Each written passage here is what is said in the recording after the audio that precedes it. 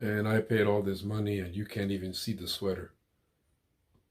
$30 for nothing. Well, there you see it. You see it? Athanasius. Oh, yeah, baby. See what he can do in the midst of unbelievers, on the leading edge with his word, his power, his grace, and his mercy. For God's sakes, we're Lutheran. This is what we know. So I was really, really excited to go to church yesterday, Sunday. What was it? Today is the 9th. So that was Sunday,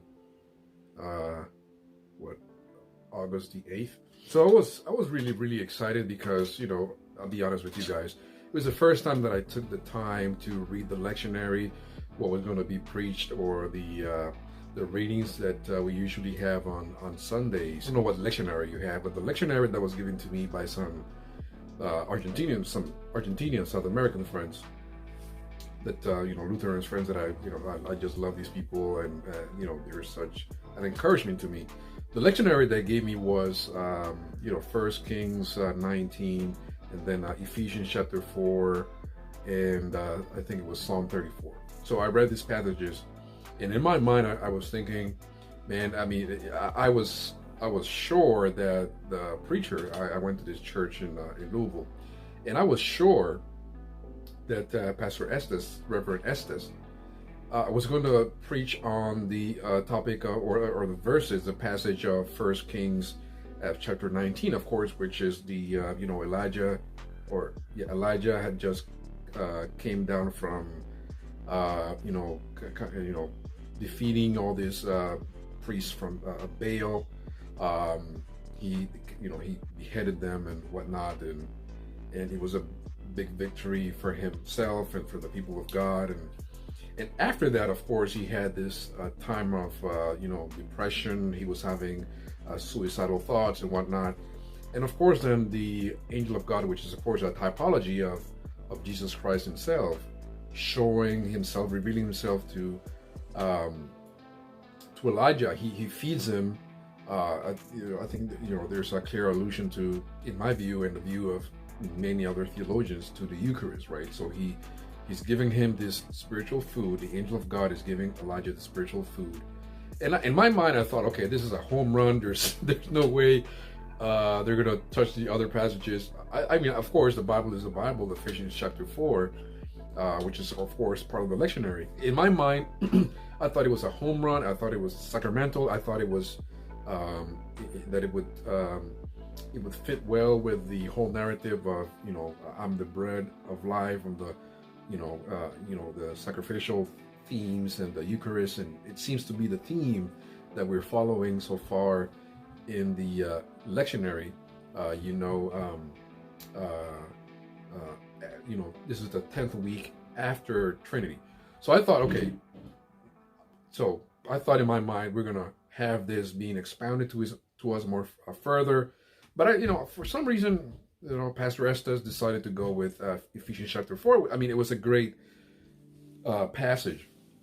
As I said before, it's still the Bible, and it was very encouraging. We spoke about unity and many other topics. But so in that way, in that sense, I was a little bit disappointed. I mean, to be a little dramatic, but it's still great. We partook of the Blessed Sacrament and blood of Christ, and but anyways, what I wanted to talk to you about, guys, was something that as a Lutheran, I think it's important for me to kind of open my heart and tell you what my feelings are about this, because during Sunday school we touched on this passage where Paul is talking about for me to die is better, because obviously we're going to be with Christ and whatnot.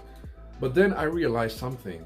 If you've been in church, I've been in church my whole life. You know these passages, but they sort of have a new application, a new a way to hit you in different times of your life. You understand this? Reading the Bible when you were 10 years old is not the same as reading your Bible when you are 40 or 45 or 50. You sort of discover new things. So this is what happened to me. So as a new Lutheran, I've been here for 2.5 years or so. Love this tradition. I think I'm not going to move from here for the rest of my life. But one thing that is kind of disturbing that I've noticed, it's sort of a trend on Twitter, social media, more Twitter than Facebook. I mean, I'm more active on Twitter, but is this notion? There's this vent or this kind of very depressing, to me, very sad theme, which is like an over celebration of death. Like it to me is just disturbing, especially now. This 2020, 2021, the theme that we've had in our society is, mental health, people struggling with depression, especially because of the lockdowns. COVID-19 has provoked a number of things, and then we saw what happened with Simone Biles in the Olympics and other athletes and whatnot having to, I forget the name of this Japanese tennis player, Osaka. And so a lot of mental health things, right, that's coming to the forefront. So I'm sensitive to that issue. I understand it's real. People struggle with that deeply, but it's the celebration of death, which is again a topic that I've noticed in let's call it Lutheran Twitter.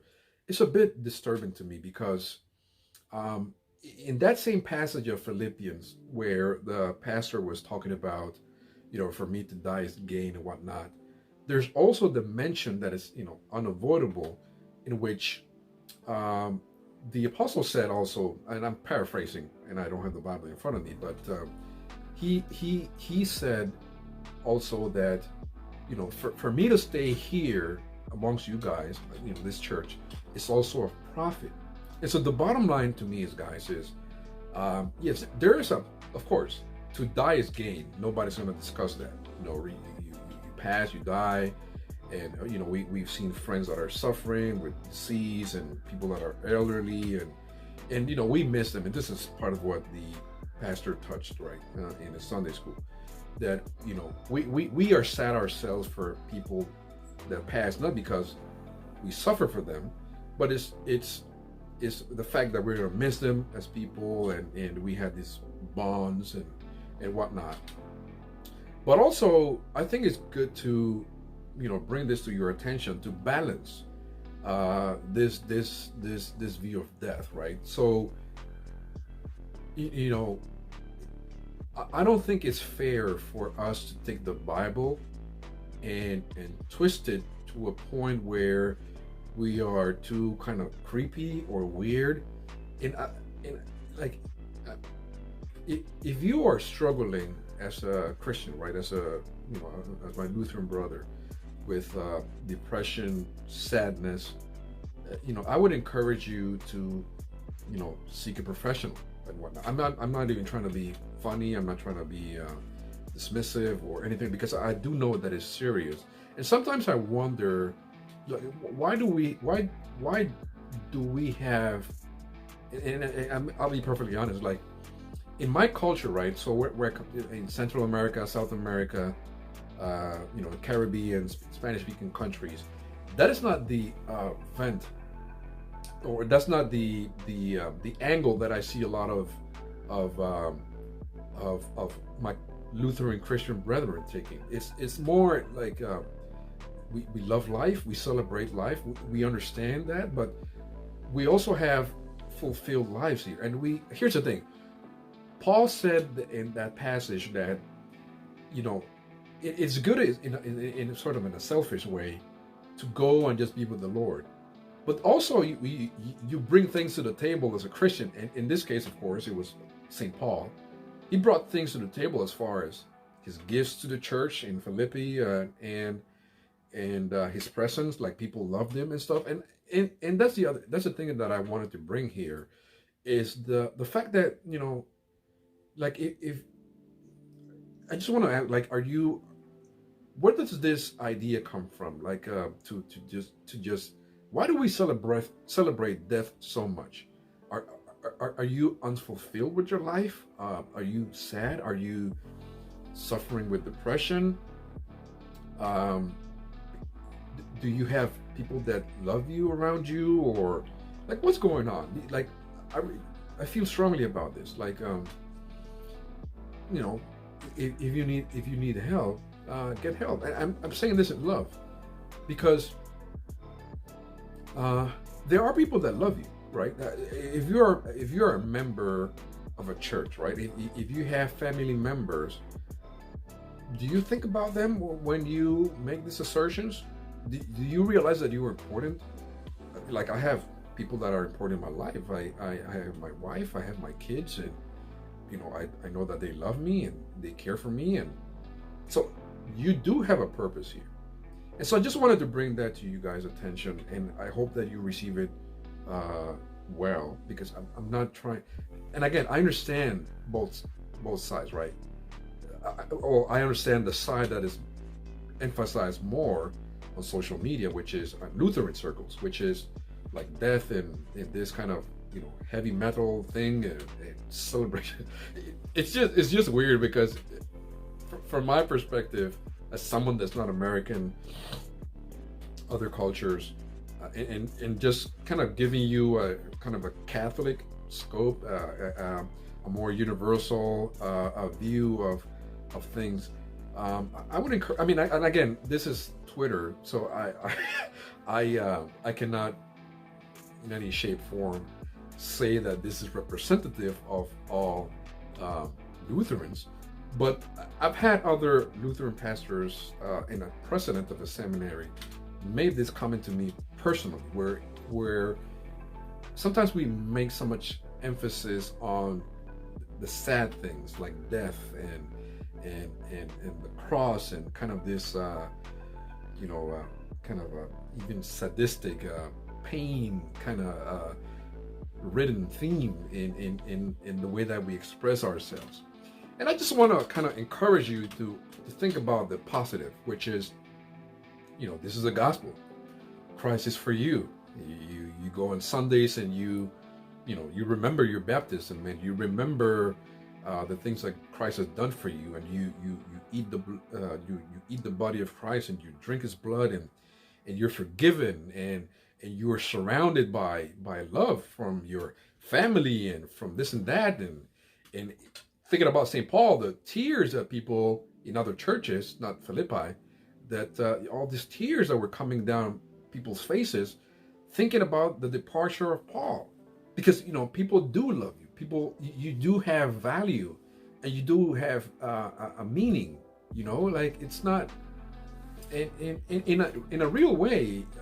I mean, I'm not trying to be disparaging here. We are part of a body, so like, people are missing you. Like, I can't think only about my happiness in Christ when I leave. I think also of people that love me because they do love me. Like, I'm important to them. Just ask people that lost a parent when they were young. Would their life have been better? Probably. If their dads were good. Of course, some dads are just terrible, and some parents are terrible. But generally speaking, you want to have your parents around. You want to have your friends around. You are important to other people. Like, especially if you've opened yourself up to them, and they've come to love you and appreciate you, see your character, your personality. When you log off Twitter, it's like you leave a void behind you. How much more if you like really die? Like, so it's just I just think it's a weird thing that I've noticed in Lutheran culture. I don't know if you guys have noticed it, because if you're like a cradle Lutheran and this is all you hear, this is all you know, you don't know. But as an outsider, right, like a new person jumping into the culture, I've noticed that, and it's a little bit problematic and troublesome. I'll say it frankly, like, I don't hear Black folks speaking like that. I certainly don't hear Latinos speaking like that. So it's just weird, and I just wanted to speak about it and encourage you, and maybe you should consider this a little bit. Christ loves you, and you matter.